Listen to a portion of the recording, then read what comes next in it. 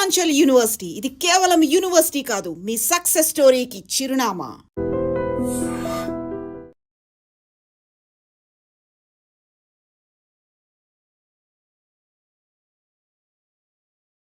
Madam, ఆ training టైంలో Kukatpally issue మీకు ఇందాక మనం కోట్ చేసుకున్నట్లుగా చందార్ నగర్ వరకు మీరు వెళ్ళారు. సో ఆ ఎపిసోడ్ ఒకసారి అంటే అది సింగిల్ ఎపిసోడ్ కాదండి. Anti human trafficking wing of సిఐడిలో అప్పుడు I don't remember, I think ADG Kumawat sir ఉన్నారు. పిలిపించి ఇట్లా ఇన్ఫర్మేషన్ ఉంది, టోటల్ స్టేట్లో ఒక టీం ఫామ్ చేస్తున్నాము, డిఫరెంట్ ప్లేసెస్లో రైడ్ ఉండేది, చాలా చోట్ల రైడ్ చేసాము అప్పట్లో. అంటే as a part of that information Srinagar colony, తర్వాత even Sanath Nagar limits, if I remember now well, different parts of సైబరాబాద్లో రైడ్స్ చేస్తూ, I mean erstwhile Rangareddy and even Hyderabad city కూడా చేస్తూ లాస్ట్ ఆపరేషన్ ఇది మంచి. ఈ లీడ్స్లో మనకు ఏమైంది, ఒక మంచి information that big brothel is being operated, దాంట్లో చాలామంది పిమ్స్ ఉంటారు. అది కొత్తగా అప్పుడే upcoming Chandanagar police station was like an outpost then. ఒక I think some promotee SI was about to retire ఇంకా 1-2 monthsలో. ఆయన అక్కడ Muslim officer, he was SHO. Chandanagar లిమిట్స్లో చాలా బిగ్ బ్రోతల్ ఆపరేట్ అవుతుంది. ఇప్పుడు మనం అప్పటికే చాలామందిని అప్రహెండ్ చేశాం.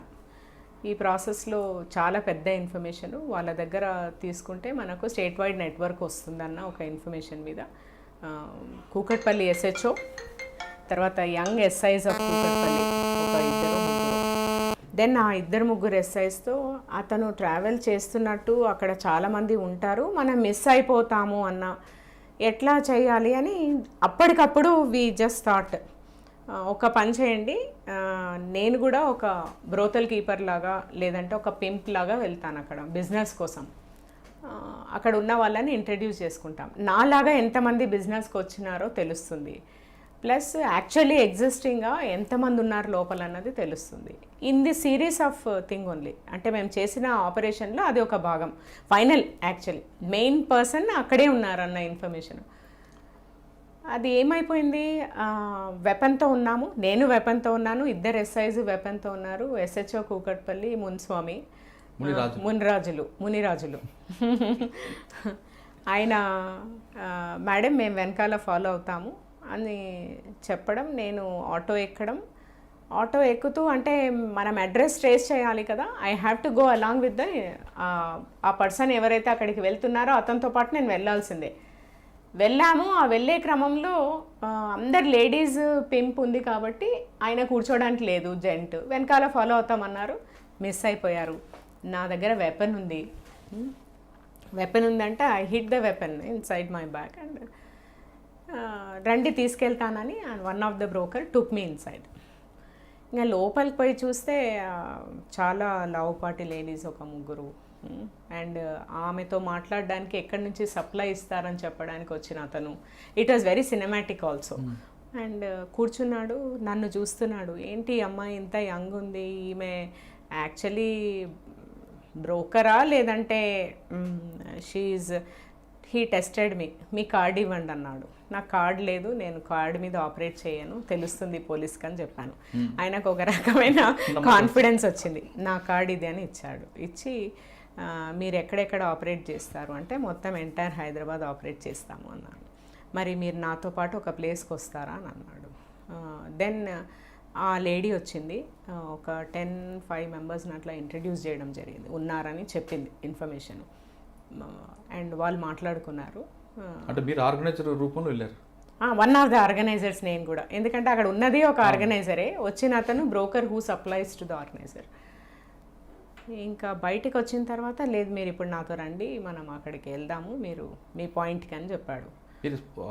లొకేషన్ ఐడెంటిఫై కోసం వెళ్ళారు మీరు అంతే? లొకేషన్ ఐడెంటిఫికేషన్ ప్లస్ ఎంతమంది ఆపరేట్ చేస్తున్నారు, వాళ్ళు ఎంత ఇంపార్టెంటో కూడా మనకు తెలియాలి కదా లోపల ఉన్న వాళ్ళు.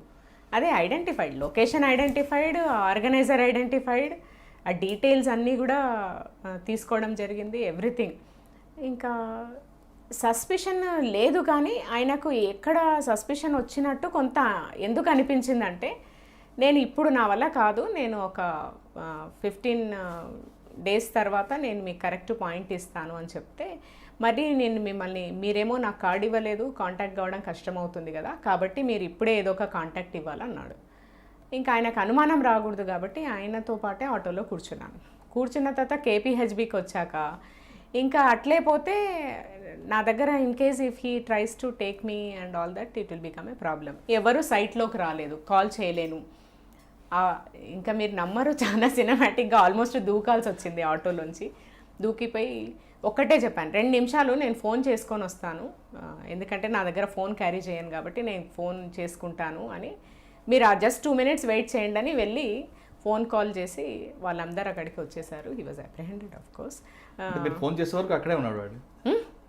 అంటే మనం చెప్పాం కదా 2 minutes ఆగండి ఫోన్ చేసి వస్తానని. దెన్ ఆ రోజు ఇన్ కేస్ మిస్ అయి ఉంటే he would have taken in an auto and weapon మన దగ్గర ఉంది. And he was a big operator only, of course later arrested and all that. అంటే ఇన్ డెవలపింగ్ ద ఇన్ఫర్మేషన్, అంటే intelligence ఎలా develop చేయొచ్చు ఒకటి. 2 ఆన్ ద నెగటివ్ సైడ్, అది పోతే ఏం కాదు ఇన్ఫర్మేషను, నేను సేఫ్ సిచ్యువేషన్లో లేనప్పుడు బయటికి రావాలి అన్న ఒక లెసన్ కూడా అక్కడి నుంచి యాజ్ ఏ ప్రొబేషనర్. లక్కీగా అప్పుడు కొంచెం మైండ్ పనిచేయడము, నేను ఒక 2 minutes మాట్లాడుకుంటానంటే అతను నమ్మగలగడం, నమ్మించేట్టు బిహేవ్ చేసినందుకు ఇట్ వాజ్ ఓకే. బట్ కానీ ఆ మధ్యలో గ్యాప్లో 2 గంటలు మాత్రం మీరు 2 hours చాలా టెన్షన్ అండి, ఎందుకంటే 3 ఆర్గనైజర్స్ ఉన్నారు అక్కడ. నేను ఆ రోజు పోలీస్ జీప్ వెనక నేను స్కూటర్ మీద ఉన్నా, మొత్తం రంగారెడ్డి పోలీసులు అందరూ టెన్షన్ ఉన్నారు, ఈవెన్ ఎస్పీతో సహా.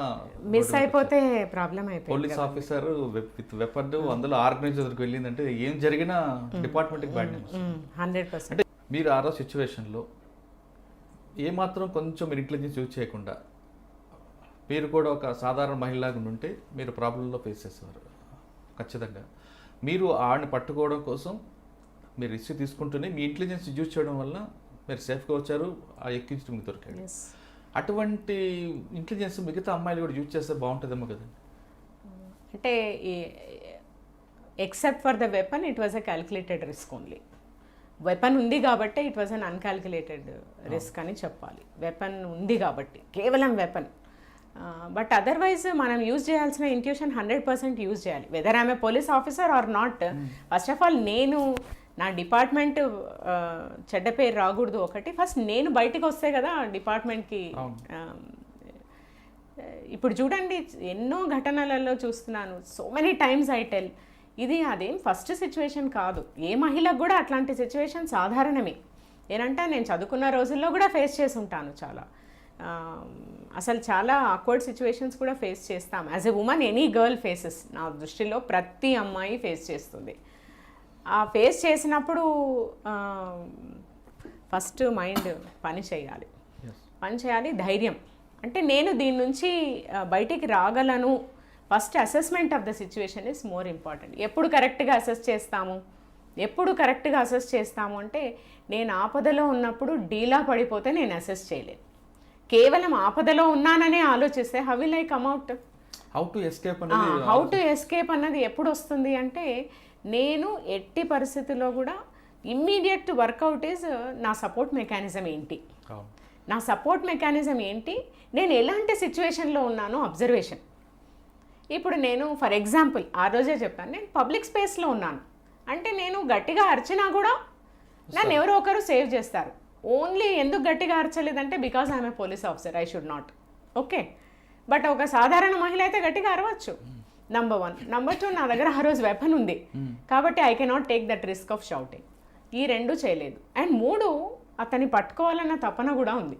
ఈ 3 వల్ల ఐ యాక్టెడ్ ఇన్ ప్రొఫెషనల్ వే కొంతవరకు.